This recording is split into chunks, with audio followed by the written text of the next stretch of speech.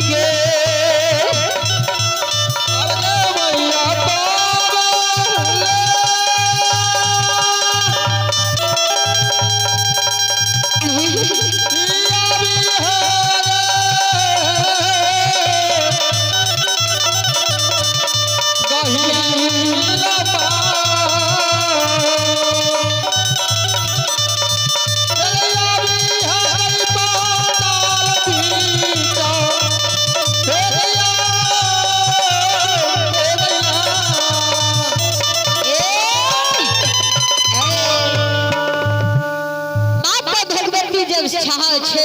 हीरा में तबला हीरा में तबला जब पांचों पैदल सिपाही का बैंड दल के उल्टा बात बाबूजी प्रेम के बाद से जब उल्टा बात पांचों पैदल सिपाही का बाद हल्के ने हीरा में तबला बाबूजी काल कर रे पांचों पैदल सिपाही चला चला मोगल के दरबार में चला जब गंगा जी का स्नान करे नहीं गलिए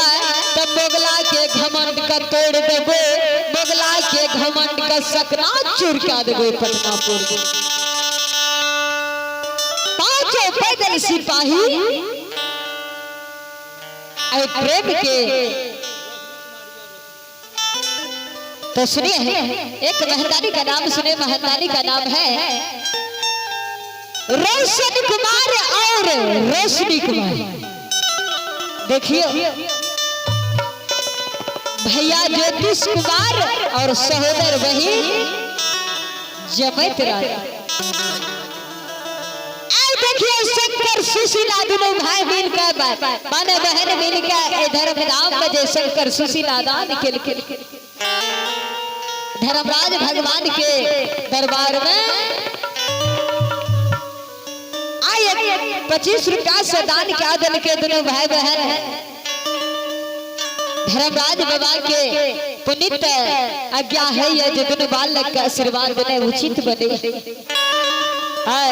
तो चलो एक मेरे बालक का हमें दान दे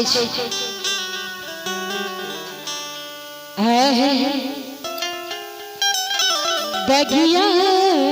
लगौली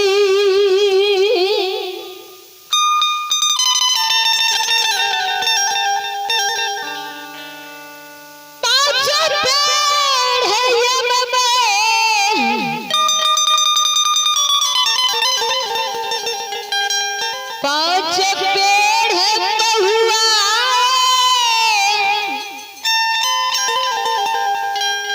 लगली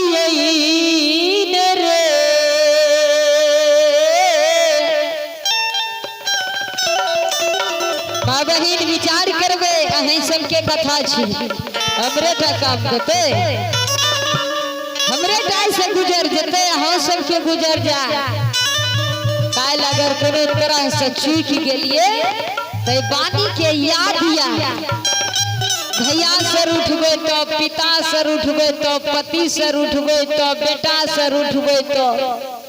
जवानी से रुसबे तो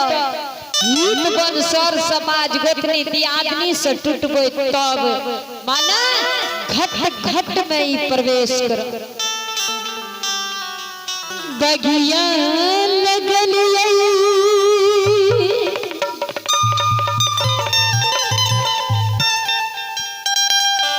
पांच पेड़ है यम में पांच पेड़ है महुआ लगली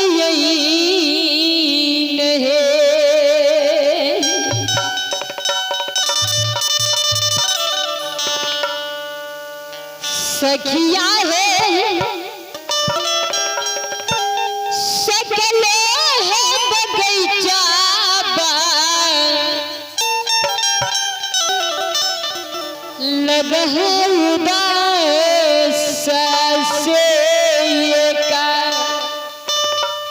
ये का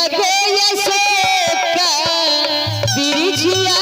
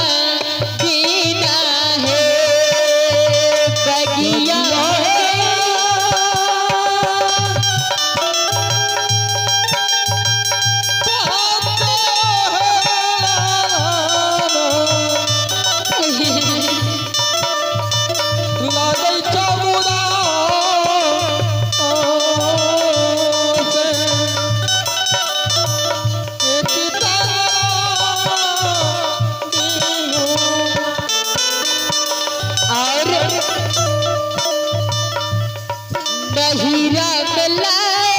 गई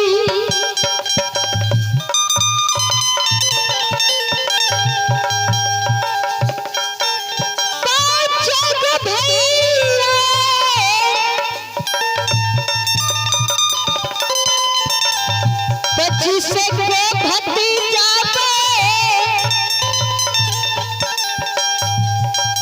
कते छे 5 गो भैया 25 गो भतीजा कते सुंदर लागे छे नहीरा मिला गई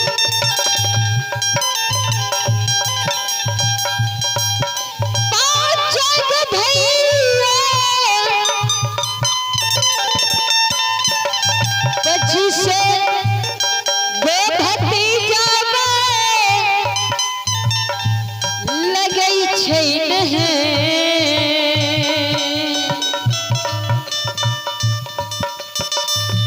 सखिया है सकल नहरा बाहे लग है उदास से ये का बुढ़िया मैया बीना है सखिया है सकल नहरा बाहे लग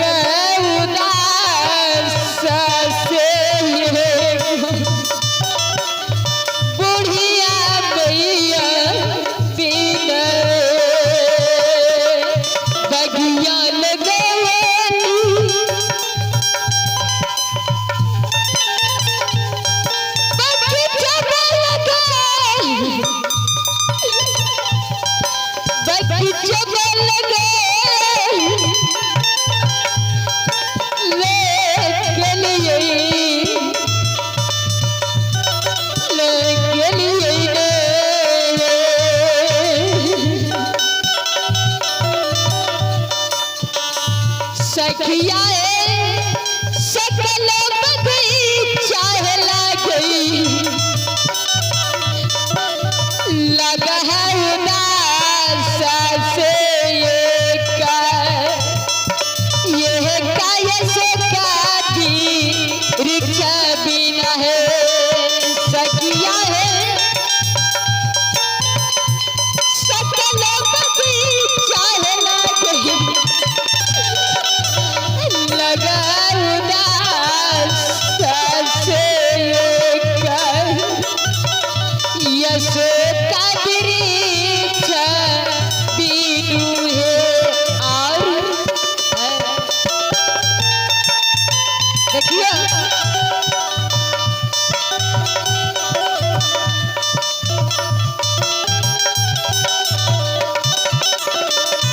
कहल गए ये और कोई वस्तु छूट गया घड़ी में आय ससुरा मिला गई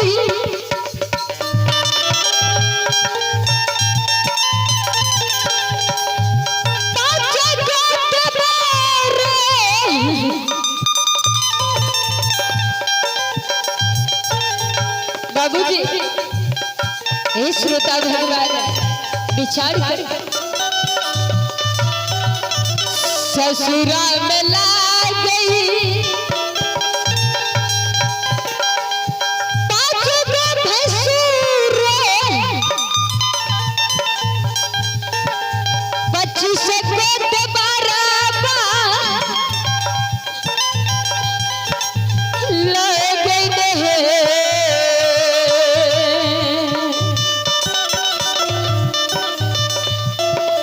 सखिया है सकल ससुर बाहे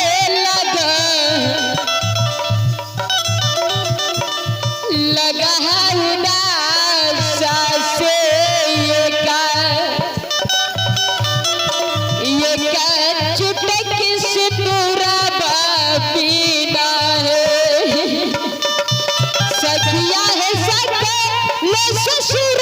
बाहे लगा है उदास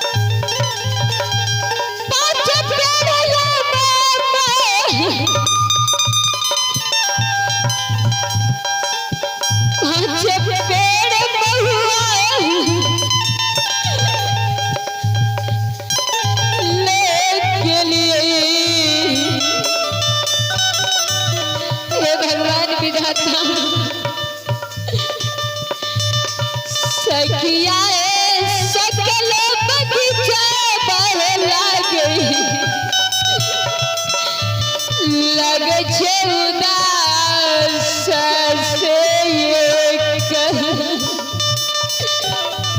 ये काया से वृक्ष बिना सखिया है सब लोग की बह लगे लगा है उदास से ये काया से वृक्ष बिनु है बाबूजी। और ये हो कभी लिखना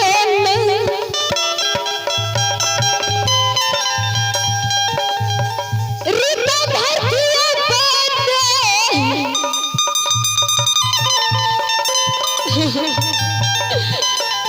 रीता भारतीय बातें स्वर्ग से